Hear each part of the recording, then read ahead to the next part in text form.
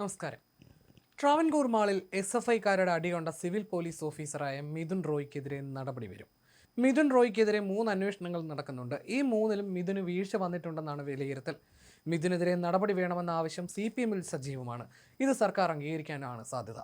അച്ഛൻ മരിച്ചതിനെ തുടർന്നാണ് മിഥുന് പോലീസിൽ ജോലി കിട്ടുന്നത്. മാളിലെ അടിപിടി കേസിൽ നിന്ന് ഒഴിവാക്കുമെങ്കിലും ശംഖുമുഖത്തെ DJ പാർട്ടിയിലെ ലാത്തിചാർജിൽ നടപടി വന്നേക്കുമെന്നാണ് സൂചന. സംഭവത്തിന് ശേഷം മെഡിക്കൽ അവധിയിലായിരുന്നു മിഥുൻ. 2 ദിവസം മുമ്പ് ഡ്യൂട്ടിക്ക് കയറിയെങ്കിലും വീണ്ടും അവധിയെടുത്തുമെന്നാണ് സൂചന. ഈ അവധിയുടെ സാധ്യതകളും പരിശോധന വിധേയമാക്കും. സംഭവത്തിന്റെ റിപ്പോർട്ടും ദൃശ്യങ്ങളും സമർപ്പിക്കാൻ സിറ്റി പോലീസ് കമ്മീഷണർ നിർദ്ദേശം നൽകിയിട്ടുണ്ട്. ഇതുകൂടാതെ രഹസ്യ വിഭാഗത്തിന്റെ റിപ്പോർട്ടും കമ്മീഷണർ ആവശ്യപ്പെട്ടു.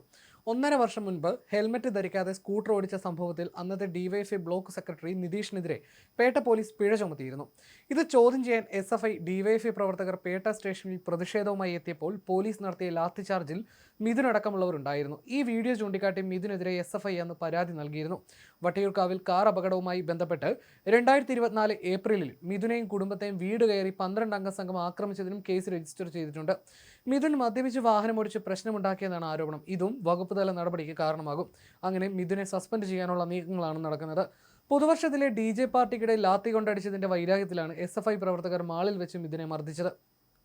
മിഥുനെതിരെ കേസെടുത്തത് വിവാദമായിരുന്നു. ഇതോടെ സിവിൽ പോലീസ് ഓഫീസർക്കെതിരെ എടുത്ത കേസ് റദ്ദാക്കാൻ പോലീസ് തീരുമാനിച്ചു.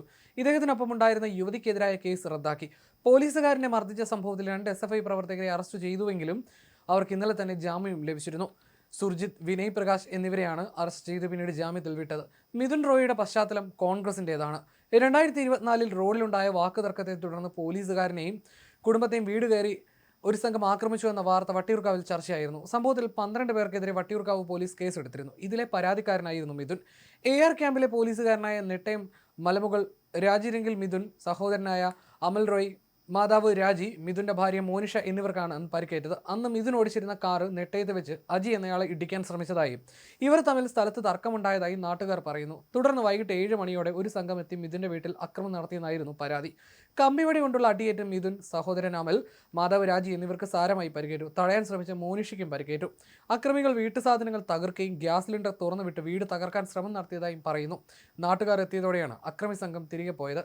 ഈ സംഭവത്തെ തുടർന്ന് നെട്ടയത്ത് നാട്ടുകാർ മിഥുനെതിരെ തിരിഞ്ഞിരുന്നു. നെട്ടയത്തെ പൗരസമിതി ഫ്ലെക്സ് അടക്കം വെച്ചിരുന്നു. ഇതെല്ലാം വീണ്ടും ചർച്ചയാക്കുകയാണ് സൈബർ സഖാക്കൾ. ഈ കേസുകളെല്ലാം മിഥുനെതിരായി മാറുകയും ചെയ്യും. ഹെൽമറ്റ് ഇല്ലാതെ ബൈക്ക് ഓടിച്ച DYFI നേതാവിന് പിഴയിട്ടതിന് തിരുവനന്തപുരം പേട്ട സ്റ്റേഷനിലെ 2 SIമാർക്കും ഡ്രൈവർക്കുമെതിരെ നടപടിയെടുത്തിരുന്നു. 2023 ഈ സംഭവം. അന്ന് SIമാരായ S Azeem, M Abhilash, M Mithun എന്നിവർക്കെതിരെയാണ് സ്ഥലം മാറ്റിയതിന് പിന്നാലെ വകുപ്പ് തല അന്വേഷണവും ഏർപ്പെടുത്തിയത്. 2 SIമാരെ ജില്ലാ ക്രൈംബ്രാഞ്ചിലേക്കും ഡ്രൈവറെ AR ക്യാമ്പിലേക്കുമാണ് സ്ഥലം മാറ്റിയത്. അന്ന് വാഹന പരിശോധന നടത്തുന്നതിനിടെ DYFIയുടെ വഞ്ചൂർ ബ്ലോക്ക് ട്രഷറായിട്ടുള്ള M നിതീഷ് ഹെൽമറ്റ് ധരിക്കാതെ എത്തിയിരുന്നു. ഗതാഗത നിയമം ലംഘിച്ചെത്തിയതിനെ തുടർന്ന് പിഴയൊടുക്കണമെന്ന് ഉദ്യോഗസ്ഥർ ആവശ്യപ്പെട്ടു. താൻ DYFI ഭാരവാഹിയാണെന്നും അത്യാവശ്യമായി ഒരിടത്തേക്ക് പോകണമെന്നും നിതീഷ് പറഞ്ഞു. എന്നാൽ പിഴയൊടുക്കണമെന്ന് പോലീസ് നിർബന്ധിച്ചു. ഇത് വാക്കേറ്റത്തിലും സംഘർഷത്തിലേക്കും കടന്നു.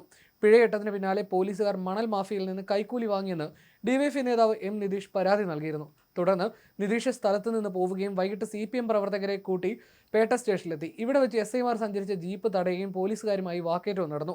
സംഘർഷം കനത്തതോടെ ലാത്തി വീശിയാണ് CPM പ്രവർത്തകരെ പോലീസ് ഓടിച്ചത്. തുടർന്ന് V ജോയി MLAയും പോലീസ് സ്റ്റേഷനിലെത്തി.